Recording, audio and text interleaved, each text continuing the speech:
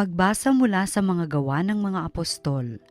Noong mga araw na iyon, nang dumating si Pablo sa Antioquia ng Pisidia, siya ay pumasok sa sinagoga at sinabi, "Mga kapatid kong mula sa lahi ni Abraham at mga taong may takot sa Diyos, tayo ay pinadalhan ng balitang ito tungkol sa kaligtasan. Hindi kinilala ng mga naninirahan sa Jerusalem at ng kanilang mga pinuno na si Kristo ang tagapagligtas.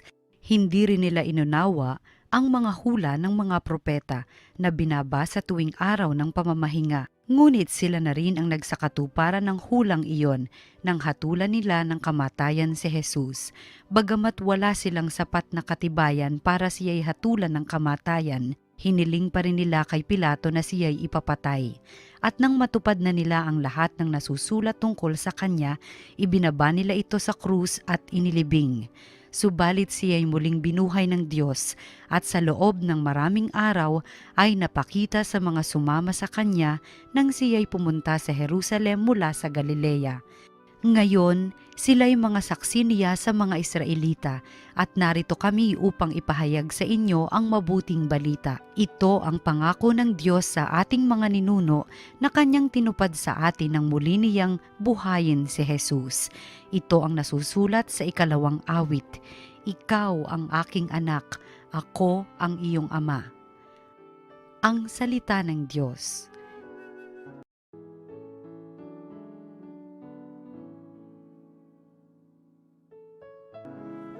Anak ng Diyos kailanman sa simula pa sumilang. Tungkol sa akin ay sinabi ng Poong Diyos, sa bundok kong mahal, sa tuktok ng Siyon, aking iniluklok ang haring marangal. Ganito ang sabi ng lingkod ng Poon na hari sa Siyon, aking ihahayag ang ipinag-utos nitong Panginoon. Ikaw ang anak kong pinakamamahal, at magmula ngayon, ako namang ito ang giliw mong ama sa habang panahon. Anak ng Diyos kailanman sa simula pa sumilang. Hingin mo sa akin ang lahat ng bansa at ibibigay ko, anumang narito sa buong daigdig ay magiging iyo.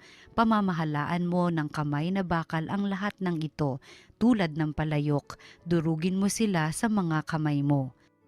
Anak ng Diyos kailanman sa simula pa sumilang. Kayong mga hari at tagapamuno sa lahat ng bansa, mag-ingat kayo at magpakabuti sa pamamahala. Ang Panginoong Diyos inyong paglingkod at katakutang lubha. Anak ng Diyos kailanman sa simula pa sumilang. Ang mabuting balita ng Panginoon ayon kay San Juan. Noong panahong iyon, sinabi ni Jesus sa kanyang mga alagad, "Huwag kayong mabalisa, manalig kayo sa Diyos at manalig din kayo sa akin. Sa bahay ng aking ama ay maraming silid. Kung hindi gayon, sinabi ko na sana sa inyo at paroroon ako upang ipaghanda ko kayo ng matitirhan. Kapag naroroon na ako at naipaghanda na kayo ng matitirhan, babalik ako at isasama kayo sa kinaroroonan ko. At alam na ninyo ang daan patungo sa pupuntahan ko." Sinabi sa kanya ni Tomas, "Panginoon, hindi po namin alam kung saan kayo pupunta. Paano naming malalaman ang daan?" Sumagot si Jesus, "Ako ang daan, ang katotohanan at ang buhay. Walang makapupunta sa Ama kundi sa pamamagitan ko." Ang mabuting balita ng Panginoon. Pinupuri ka namin, Panginoong Hesukristo. Magandang araw po sa inyong lahat. Ako po si Father Herbie Santos, Parish Priest ng Parish of the Lord of Divine Mercy ng Diocese ng Cubao. Welcome to Salita ng Diyos, Salita ng Buhay. Noong unang panahon, para sa mga Hudyo, ang Diyos ay hindi nakikita. Invisible yan. Kaya naman, habang pinag-uusapan ni Jesus ang Ama, ninais ni Felipe na ipakita ni Jesus ang Diyos Ama sa kanila. Iniisip niya siguro ay yung tulad ng sa lumang tipan na nagparamdam ang Diyos Ama kay Moises sa pamamagitan ng burning bush. Bakit kaya hindi matanggap ni Felipe na sa pamamagitan ni Jesus, nakikita na nila ang Ama? Ito'y dahil si Jesus ay totoong tao at totoong Diyos. Ibig sabihin, si Jesus, nagkatawang tao siyang may pamilya, nagtrabaho, tinukso, nagmahal, at pinili pang mamatay sa krus. At hindi ito ang pagkakakilala ng mga Hudyo sa Diyos sa lumang tipan. Through Christ, He has become a domesticated God, a God living our lives, isang Diyos na nakikiisa sa atin. Kaya naman masyadong nalungkot si Jesus na ang kanyang pagiging tao ay hindi malagpasan ng kanyang tagasunod kahit 3 taon na silang nagsama. Sabi niya, "Matagal na ninyo akong kasama, Felipe. Di yata't hindi mo pa ako nakikilala. Ang nakakita sa akin ay nakakita na sa Ama." Actually, napakaswerte natin dahil sa pamamagitan ni Jesus, nakikita, naririnig, naiintindihan, at nakikilala natin ang Diyos.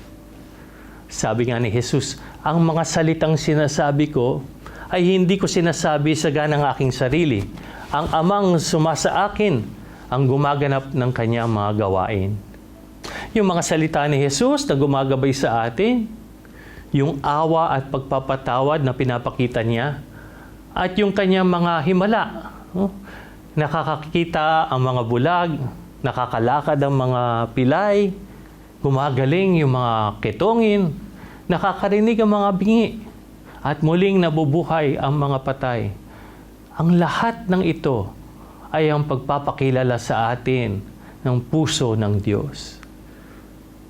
Ano po ang punto para sa atin ngayon? Makikilala lang natin ang Diyos sa pamamagitan ng pagtingin kay Jesus. When we look at Jesus, we see God.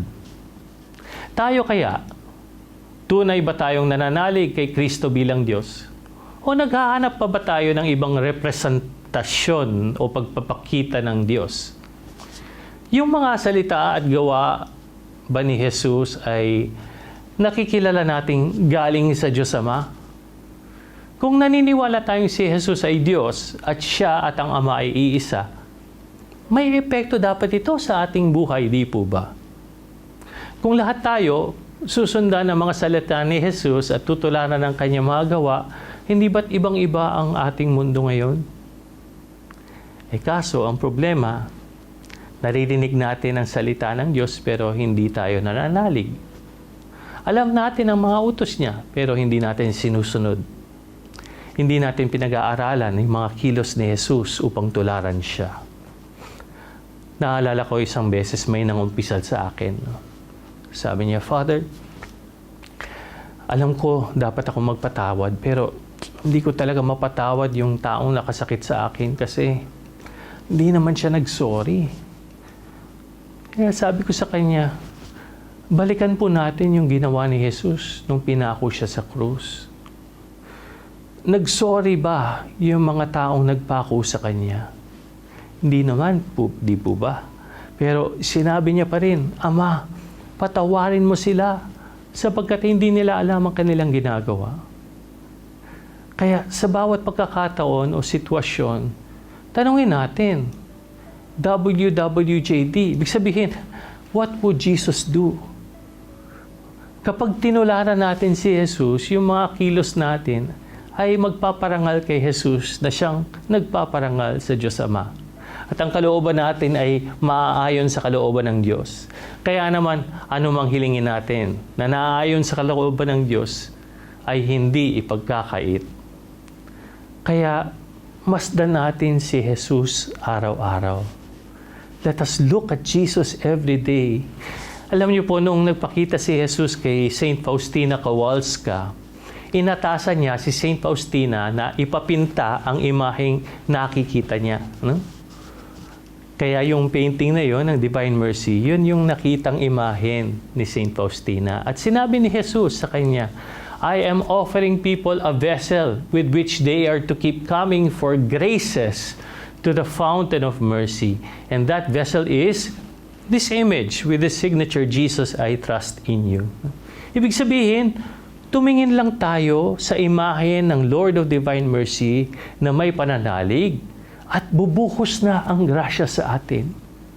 At nangako pa nga si Jesus, "I promise that the soul that will venerate this image will not perish."